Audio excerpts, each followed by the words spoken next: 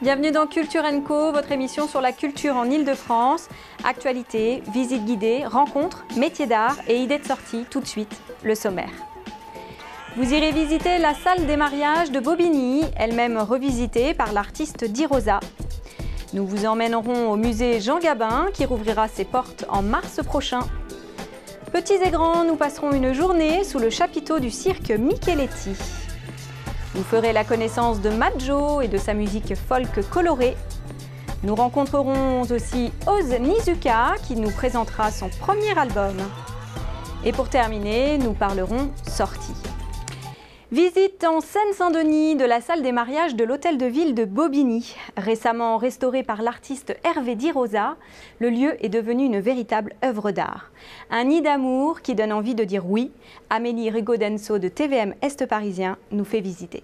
Ceci est un fauteuil de mère. Ici 2 sièges pour les futurs époux et bien sûr des chaises pour la famille et le public. Pas de doute, nous sommes bien dans une salle de mariage, celle de Bobigny. Pour la Saint-Valentin, nous nous devions de vous faire découvrir ce lieu atypique, imaginé et réalisé par l'artiste au pinceau festif Hervé Di Rosa. Et depuis son inauguration en 2006, cette salle suscite bien des réactions. Les gens qui m'ont dit mais on se croirait dans une maternelle. Il est évident que pour un public particulièrement âgé, cette salle est tout à fait déconcertante parce qu'on n'est pas habitué dans notre pays à faire que les salles de mariage soient aussi illustrées par une expression artistique notamment, qui est tout à fait innovante ici. Et puis, par contre, beaucoup d'appréciations positives chez les jeunes qui se reconnaissent tout à fait dans cette représentation du mariage et de la République. Une salle conçue pour et par les balbiniens. Chaque couple est invité à donner un objet qui sera accroché au mur ou mis en vitrine. Les chœurs sont omniprésents et symbolisent la solidarité balbinienne. Enfin, quelques figurines ethniques représentent les 100 nationalités implantées dans la ville. Un éclectisme qu'Hervé Di Rosa a tenu à faire ressortir jusque dans le symbole le plus fort de la République, la Marianne. Une Marianne africaine réalisée par des fondeurs camerounais. Il n'est écrit nulle part qu'une Marianne doit être blanche aux yeux bleus. Marianne, c'est le monde, l'amour et la République. Alors pourquoi pas une Marianne africaine? Et qu'est-ce que veut dire par là l'artiste? C'est que tout simplement, il ne faut pas jamais perdre le sens de la représentation de Marianne. La liberté, l'égalité, la fraternité ne sont pas des valeurs exclusivement blanches. Elles ont vocation à être portées par toutes les femmes, tous les hommes de tous les continents sur toute la planète. La mairie reçoit énormément de demandes de célébration de mariage et de Pax, mais pour ce faire, bien entendu, au moins l'un des conjoints doit être balbinien. Pour ceux qui ne souhaitent pas encore s'engager, l'Office de tourisme organise des visites régulièrement durant l'année. Rendez-vous dans le Val d'Oise le 17 mars prochain pour la réouverture du musée Jean Gabin à Mériel. C'est dans cette ville que le célèbre acteur a vécu ses premières années.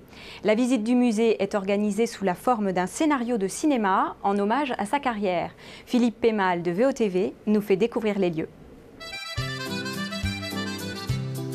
Bienvenue à Mériel, à quelques kilomètres d'Auvers-sur-Oise. C'est ici, dans cette maison étroite, que vécut un certain Jean Moncorgé, plus connu sous le nom de Jean Gabin. L'artiste va y vivre toute son enfance et une partie de son adolescence. Pour ne pas oublier son illustre résident, la ville lui a consacré un musée. Devant l'entrée, sur la place qui porte son nom, un buste créé par l'acteur et sculpteur Jean Marais accueille les visiteurs. Alors, le musée, il est né à partir du livre qu'André Brunelin a écrit. Donc, André Brunelin, c'était le secrétaire et l'ami personnel de Jean Gabin.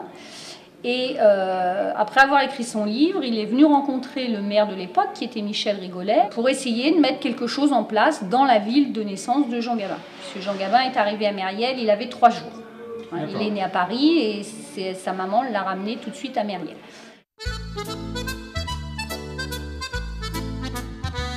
Créé en 1992, le musée retrace les grandes étapes chronologiques de la vie de l'acteur, son enfance à Mériel, ses débuts au music-hall, les premiers succès au cinéma et ceux qui feront de lui l'un des acteurs français les plus populaires.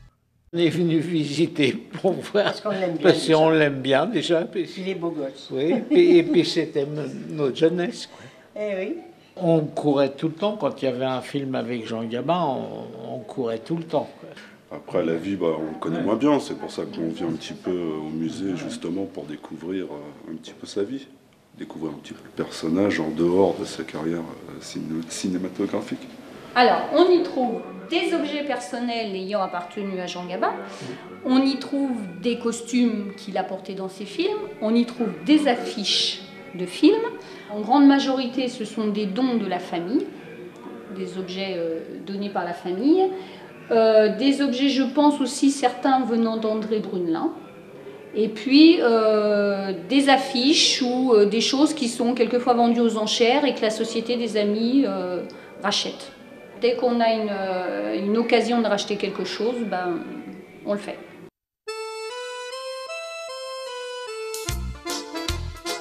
Au deuxième étage, on y découvre ses récompenses ainsi que de nombreuses lettres écrites par ses partenaires à l'écran.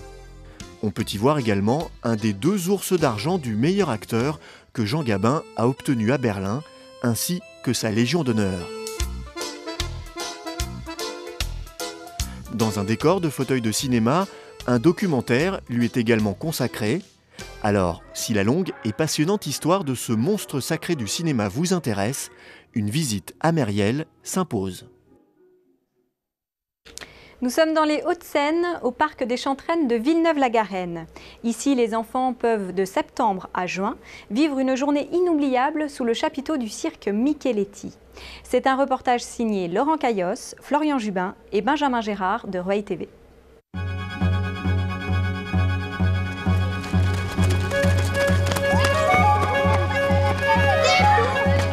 C'est un spectacle populaire. Et c'est fort sympa de pouvoir pratiquer les arts du cirque sous un chapiteau. Le concept repose sur une longue tradition familiale. C'est vrai que la famille Micheletti, on peut dire qu'en 1830 ou 1892, tournait en Europe. On était vraiment des grands artistes, même à l'époque, on voyageait dans le monde entier. Aujourd'hui, le cirque traditionnel de la famille Micheletti s'est sédentarisé. Plus qu'un contact, voici une véritable immersion dans l'univers du cirque Micheletti. C'est un art de vivre, c'est une micro-société et effectivement on apprend beaucoup.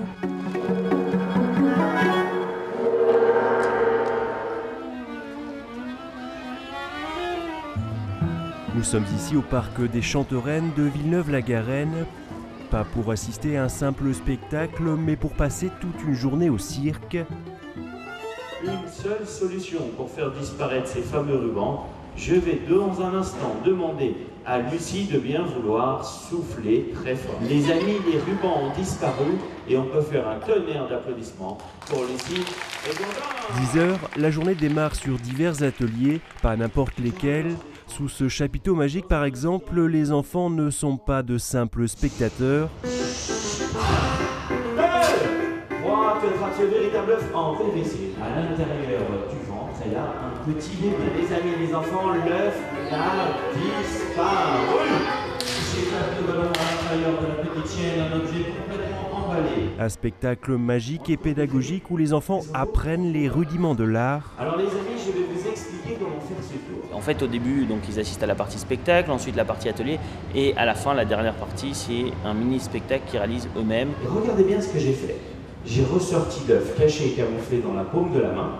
J'ai mimé le geste de le placer sous le bras, alors que je l'ai glissé très discrètement au fond de ma poche. Les enfants sont quand même, à la fin, deviennent acteurs et eux-mêmes artistes, donc c'est ce qui est intéressant pour eux. Pour la magie, on peut apprendre des tours que quand on les voit à la télé ou quand on les voit dans un vrai cirque, ils nous révèlent pas leur tour. Au même moment, sous un autre chapiteau, c'est une autre dimension du cirque que les enfants abordent, celle de l'acrobatie. On va lui demander de bien regarder droit devant elle et à 3 on va lâcher les bras. De la plus simple pirouette aux acrobaties plus complexes en passant par divers numéros d'adresse, les enfants contemplent d'abord pour ensuite s'y essayer. Vous l'avez compris, si vous voulez bien faire de l'acrobatie, vous levez la main tout simplement et vous attendez bien que les artistes viennent vous chercher.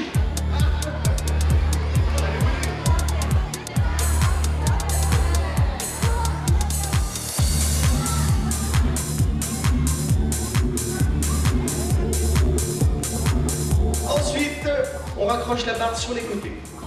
Puis on va tendre les jambes derrière les cordes le plus haut possible.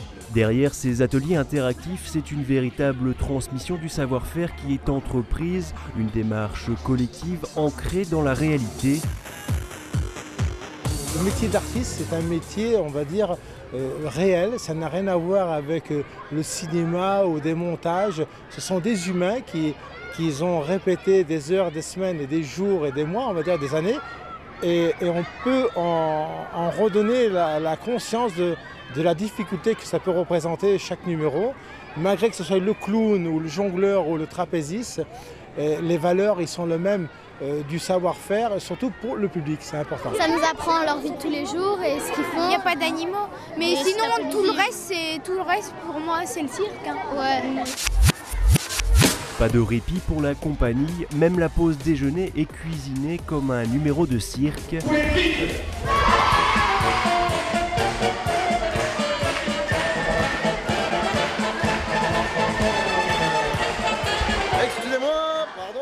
Un savoureux cérémonial à déguster sans modération avant le clou de la journée, le spectacle de l'après-midi. Vous avez bien mangé? Est-ce que vous êtes chaud pour le spectacle? 2 heures d'un numéro où tous les ingrédients du cirque traditionnel sont réunis. Les enfants, que le spectacle commence, tu bouges plus.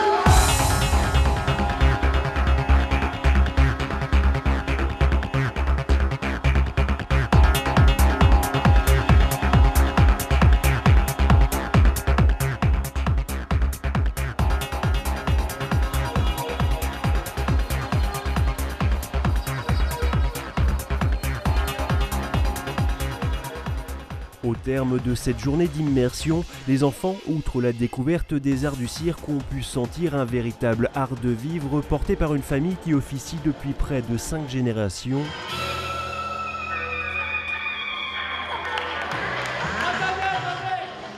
Pour les amateurs du genre, une journée au cirque Micheletti vous accueille sur réservation de septembre à juin. Une manière, le temps d'une journée, de renouer avec un esprit de famille, une ambiance et une convivialité devenues perles rares aujourd'hui.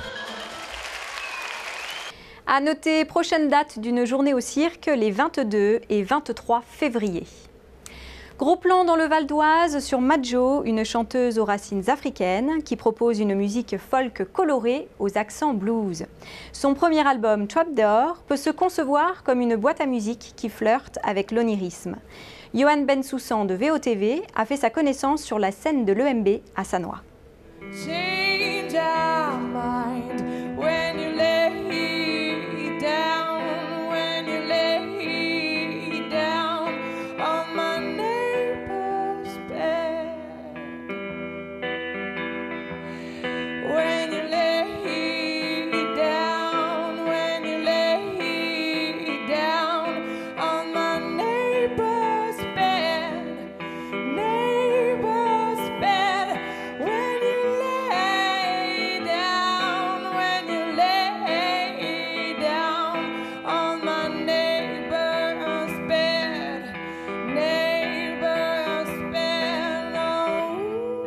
En fait, c'est une part un peu exagérée de ce que je peux avoir au fond de moi, mais j'avais pas envie d'en parler. J'aime bien m'exprimer dans des termes plus fantastiques, irréels. Je pense que c'est une façon de se planquer aussi, hein, mais en même temps je monte sur scène, donc je me planque sans me planquer, mais je pense que le lien entre le côté assez extraordinaire et moi, c'est ce que j'ai au fond et que je vais un peu extrapoler. Je vais exagérer un peu le trait.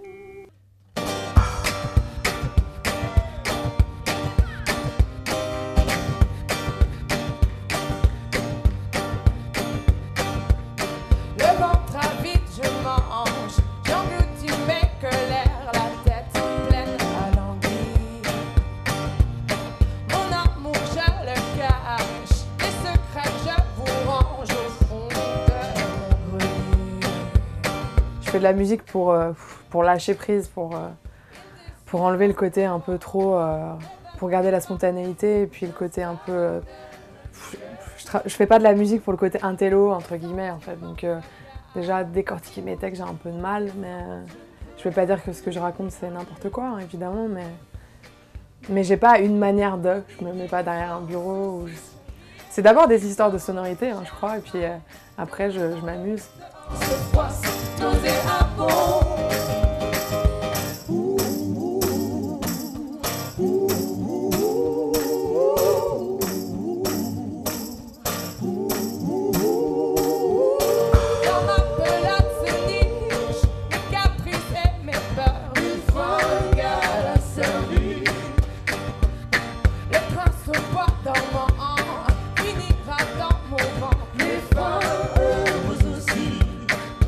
La scène, ça ne ment pas. Il y a un aspect très jeté et surtout il y a une vraie histoire d'amour avec les gens.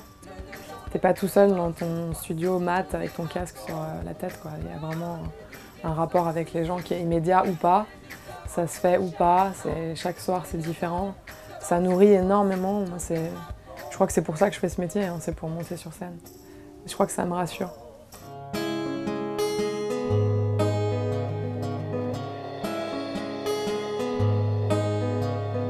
Day by day, my life like a postcard. Pretty when you see it, but cold and dry. You live in my heart. You live in my heart. Crawling slowly, thrill when the wind cries. Giving and forgiving, I'm one of a kind. You live in my heart. You live in my heart. I keep hearing silence over and over. To put in a nutshell, I'm not really sober. I've probably blown my chance for the show. Pour l'instant, sur cette première partie de tournée, ça a été très riche, très positif. C'est vraiment de la découverte pure et dure. Les gens ne connaissent pas, donc c'est bon de vivre tout ça aussi, c'est des premières fois et ça n'a pas de prix, ça, quand même, c'est riche.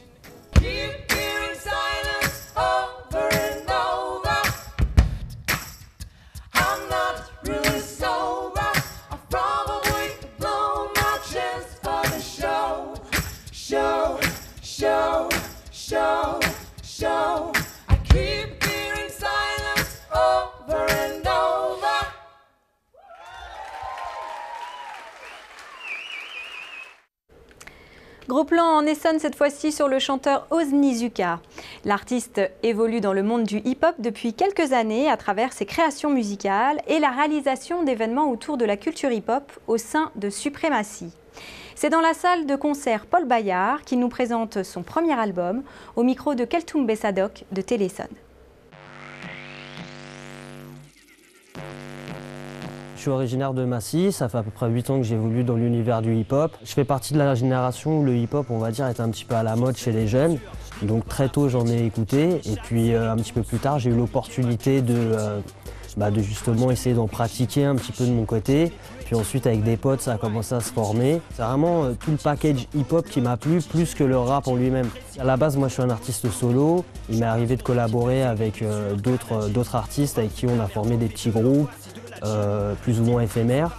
Et puis après, de mon côté, j'ai été invité à faire des apparitions sur des projets, des mixtapes, des compiles, des street albums. Et puis j'ai commencé à me faire un petit nom. Ça m'a permis aussi de faire des scènes, en l'occurrence aussi ici à Paul Bayard. La vie en rose, donc c'est mon premier album. Je le sors en indé avec le label Alchima Productions. Le titre de l'album, c'est une influence, c'est un clin d'œil à Edith Piaf. Ça me permettait vraiment de faire quelque chose, la vie en rose, donc quelque chose qui me ressemble, quelque chose qui me correspond. J'ai voulu faire quelque chose d'assez intime, quelque chose d'assez large aussi. J'ai pas voulu m'enfermer directement dans un type d'influence parce qu'après, je suis catalogué comme ça jusqu'à la fin, entre guillemets, de ma carrière. Il y a de la musique de jeux vidéo, il y a de la musique aussi, par exemple, si je prends l'intro et l'outro, c'est des musiques qui font vachement OST de films, bande originale. Et c'est vrai qu'on n'a pas l'habitude d'entendre ça sur des albums de rap qui sont, on va dire, tout le temps dans la même couleur musicale. Au niveau des invitations, j'ai vraiment appelé des gens qui déjà humainement collent. Et colle aussi avec le délire du projet, parce que c'est vrai que le projet est un petit peu atypique par rapport à ce qui se fait dans la scène rap. Il y a le morceau Copier-Coller où il y a un rappeur du 94 qui s'appelle Cruiser Ivory. Il y a un morceau qui s'appelle À l'évidence avec un artiste qui s'appelle Sésame du 9 de Régiment. Et pour finir, il y a en fait le dernier morceau, c'est un freestyle qui s'appelle Mêlée Générale, où il y a les apparitions de Anakin, Smeto, Junior Zai et Fusdi du tir groupé, Killa Crane et Sir Motion. Au niveau des thèmes, je parle du conformisme, je parle de la solitude, je fais référence parfois aussi à la question des seniors qui sont malades. Par exemple, j'ai un morceau qui traite, on va dire, plus ou moins de l'euthanasie. Et puis voilà, de la tendance, du paraître, c'est tout ça en fait. Le point sur les on va dire, c'était un petit peu la petite surprise de dernière minute du projet. Parce que c'est vrai que c'est un morceau qu'on a bouclé vraiment à la fin du projet où les autres titres étaient mixés et on a vraiment eu un coup de cœur. Au niveau du clip, ce qui est intéressant, c'est que nous avons fait appel à un importateur de voitures, des véhicules japonais. Et il y a des passages de drift, il y a des passages plus posés en garage. Et je pense que ça, les jeunes, ils aiment bien. Au niveau du contenu, donc c'est de l'ego trip, c'est de la punchline. Il n'y a pas un thème particulier, c'est du freestyle, on en met plein la gueule, comme on dit. L'album est disponible depuis le 8 novembre via les plateformes de téléchargement légal, à savoir iTunes, Fnac, Deezer, etc. etc. Il sera disponible un petit peu plus tard, donc début décembre en format physique, via mon site, donc www.ose-nizuka.com et en début d'année 2012 dans les bacs. L'homme est une menace, peu importe son origine, dangereux comme l'uranium à chaque fois qu'il veut s'enrichir. Je vois la vie comme un défi, je reste pas les bras ballants. Ici-bas, t'as rien sans rien, c'est le principe de l'équivalence. Je n'ai pas peur du futur, car le passé m'est sensible. Je connais la solitude et tout ce qui s'ensuit. Mon art n'a plus de sens, alors j'ouvre les vannes. Je suis la dernière goutte de sang qui fait déborder le vase. Idée de sortie dans le Val d'Oise jusqu'au 10 mars prochain à la médiathèque Georges Sand d'Enghien-les-Bains où se tient l'exposition photo Rock'n'Roll Live. Le photographe Pierre Terrasson aime immortaliser les personnalités excentriques, les artistes et les rockers. Tous ont croisé son objectif. Serge Gainsbourg, Vanessa Paradis, Alain Bachung, Mick Jagger, les Clash, U2 et bien d'autres. Nadir Rokba de VOTV vous y emmène. Plus que ces clichés, c'est surtout la définition du travail de Terrasson qui est rock'n'roll. Comme le disait Axel Bauer, le photographe travaille comme un peintre, jusqu'à épuisement et souvent ses séances photos se transforment en scènes mystiques où se mêlent trance et mise en scène. Pour l'artiste, le rock est un véritable mode de vie, une façon de voir les choses et de travailler, finalement applicable à n'importe qui. L'image rock, enfin comme on a pu concevoir ça dans les années 80, c'était assez, ça avait vraiment une identité, tu vois. C'est-à-dire qu'en général, c'est venu un peu avec Corbijn, Anton Corbijn, qui a fait Control là, sur Joy Division, etc., qui sont des vrais photographes, quoi, avec des vraies identités et qui ont enfoncé le clou dans une image rock. En général, c'est pas une velléité, quoi. C'est effectivement, en général, un noir et blanc, contrasté, grain. Des photos décadrées, débulées, tu vois, c'est-à-dire pas le mec en plein centre, mais justement borderline, etc. Je l'ai appliqué à des gens, c'est ce que je te disais, comme Hélène et les garçons, quoi. Tu sais, moi j'ai eu peur de rien, quoi. C'est pas pour autant que j'écoutais Hélène tous les jours, mais je l'ai trimballée à Taïwan dans des endroits glauques, les photos elles sont très rock, tu vois. Il aime photographier les personnalités, les rockers, mais également les personnages excentriques. Ainsi, Terrasson propose un zoom sur Gainsbourg qu'il a suivi pendant près de 2 ans. Le rez-de-chaussée lui est entièrement consacré. La rue de Verneuil a même été reconstituée sur un pan de mur de la médiathèque, l'occasion d'y flâner le temps de l'exposition. Et de fil en aiguille, je dis bah tiens, je vais faire on va exécuter, on va coller la rue de Verneuil, grandeur nature, c'est une chose que j'ai jamais faite, quoi. Donc c'est une première pour l'endroit.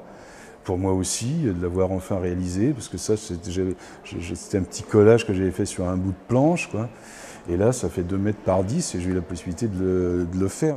L'exposition offre quelques tirages mythiques de Gainsbourg. Même si le chanteur prend une place importante dans l'œuvre de Pierre Terrasson, le photographe ne souhaite pas être résumé à cette personnalité et revient constamment sur ce qui fait de lui un artiste rock'n'roll. Effectivement, il y a eu Gainsbourg, mais il y avait la fin des années 70, c'est-à-dire tout le rock anglo-saxon.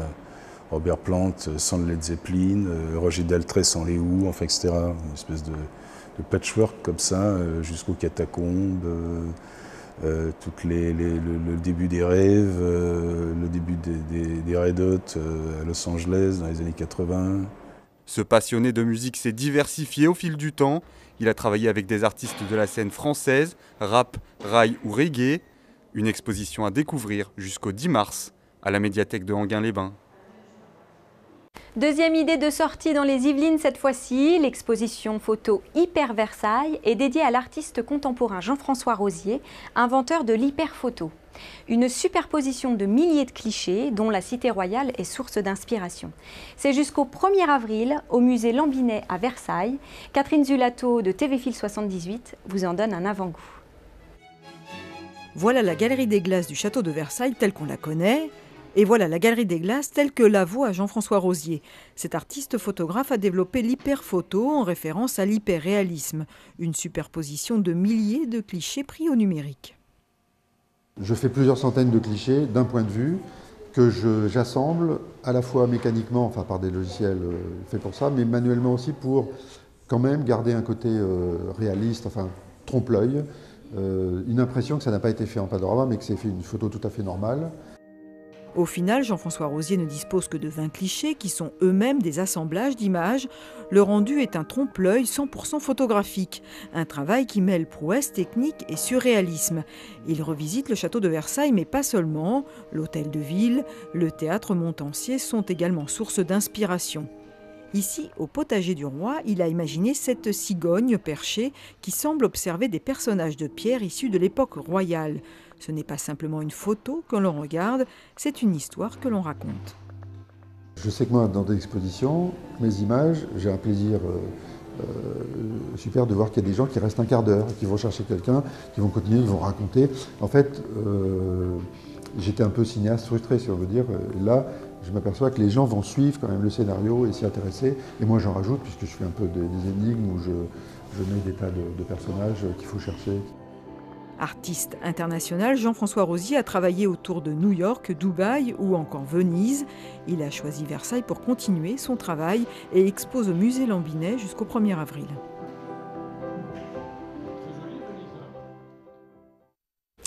Et voilà, Culture & Co, c'est fini pour aujourd'hui. Vous pouvez revoir cette émission sur le site internet de Télif, www.telif.tv. Merci aux rédactions des télévisions locales d'Île-de-France.